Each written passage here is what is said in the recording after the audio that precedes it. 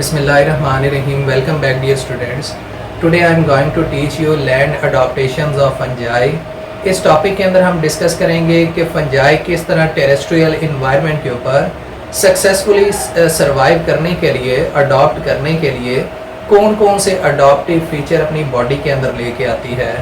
Dear students, सबसे पहले अगर हम इसके हैबिटेट की बात करें तो फंजाई मॉइस्ट इन्वायरमेंट के अंदर ज़्यादा पाई जाती है। तो फर्स्ट पॉइंट हम इसके अंदर लिखेंगे, जहाँ पर मॉइस्ट इन्वायरमेंट होगा वहाँ पर फंजाई पाई जाएगी, और जहाँ पर ऑर्गेनिक मैटर होगा in the form of fruit और ब्रेड, वहाँ पर भी फंजाई ग्रो करने की सलाहियत रखेगी। अगर अडॉप्टिव फीचर की बात करें तो इनमें फर्स्ट अडॉप्टिव फीचर है हाइफा, यानी थ्रेड लाइक स्ट्रक्चर इनके अंदर पाए जाते हैं, ट्यूबुलर स्ट्रक्चर इनके अंदर पाए जाते हैं, जो ऑर्गेनिक मैटर के ऊपर स्प्रेड कर जाते हैं, बड़ी तेज़ी से फैलते हैं ताकि ऑर्गेनिक मैटर को तोड़ के यहाँ से न्यूट्रिएंट को एब्जॉर्ब किया जा सके। हाइफा के अंदर डियर स्टूडेंट साइटोप्लाज्मिक स्ट्रीमिंग यानी साइटोप्लाज्मिक फ्लो की वजह से इनकी ग्रोथ ज़्यादा होती है। फंजाई के अंदर सेल वॉल भी पाई जाती है, और इसकी सेल वॉल खास तरह के मटेरियल से मिलकर बनती है जिसे हम काइटन कहते हैं, और काइटन मोर रेजिस्टेंट है, ज़्यादा मजबूत है as compare to cellulose and lignin. चूँकि ये इससे ज़्यादा मजबूत है, टफ है और फंजाई की सेल वॉल बनाता है, तो इस वजह से फंजाई टेरेस्ट्रियल इन्वायरमेंट के अंदर सर्वाइव करने की सलाहियत रखती है। अगर हम राइजॉइड्स और होस्टोरिया की बात करें, ये भी अडॉप्टिव फीचर हैं जो कि हाइफा की मॉडिफिकेशन से बनते हैं।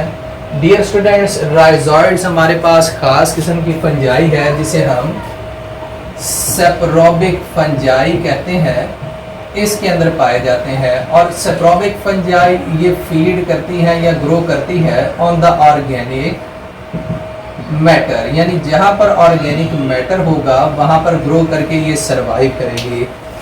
और होस्टोरिया डियर स्टूडेंट्स, ये पैरासिटिक फंजाई के अंदर पाए जाते हैं, और पैरासिटिक फंजाई हमेशा से डिपेंड करती है होस्ट के ऊपर, यानी ये अपने होस्टोरिया को होस्ट के साइटोप्लाज्म के अंदर पेनिट्रेट करेंगे और वहाँ से साइटोप्लाज्मिक कंटेंट को अपने अंदर एब्जॉर्ब करेंगे। इनके अंदर फ्लैजिलेटेड सेल नहीं होते। फ्लैजिलेटेड सेल ना होने की वजह से रिप्रोडक्शन में वाटर की ज़रूरत नहीं होती।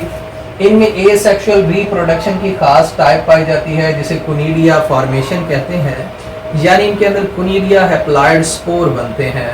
नॉन मोटाइल स्पोर है जो खास किस्म के हाइफा के ऊपर बनते हैं, और ये इसकी बॉडी के बाहर इस तरह स्फेरिकल या ग्रेन्यूलर फॉर्म के अंदर होते हैं। डियर स्टूडेंट्स, यहाँ पर ये कुनीडिया पाए जाएंगे। जैसे ही इनमें से कोई कुनीडिया उतरता है, उतरने के बाद ये ऑर्गेनिक मैटर पे गिरेगा, और गिरने के बाद वहाँ पर ग्रो करेगा और नई फंजाई बनाने की सलाहियत रखेगा। ये बड़े टॉलरेंट होते हैं, और ये वैरायटी ऑफ टेम्परेचर को मैनेज या बेयर करने की सलाहियत रखती हैं फंजाई। -5 डिग्री सेंटीग्रेड से +50 डिग्री सेंटीग्रेड टेम्परेचर बेयर करने की सलाहियत रखती है, यानी एक्सट्रीम कोल्ड इन्वायरमेंट और एक्सट्रीम हॉट इन्वायरमेंट को ये बेयर करती है। हाइपर ऑस्मोटिक इन्वायरमेंट के अंदर भी ये सर्वाइव करती है। डियर स्टूडेंट्स, ये जैम्स के ऊपर ग्रो करने की सलाहियत रखती है, उसके बाद जेलीज के ऊपर ग्रो करने की सलाहियत रखती है। ये पीएच को भी बेयर कर सकती है।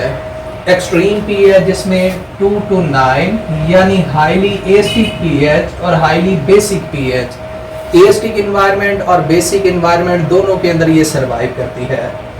म्यूचुअलिस्टिक एसोसिएशन बनाती है, यानी दूसरे जानदारों के साथ मिलकर रहती है, जैसे कि लाइकन और माइकोराइजा।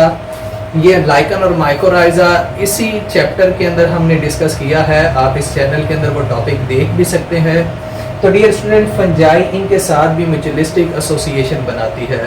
तो डियर स्टूडेंट्स, ये हमारा टॉपिक था लैंड अडॉप्टेशन ऑफ फंजाई।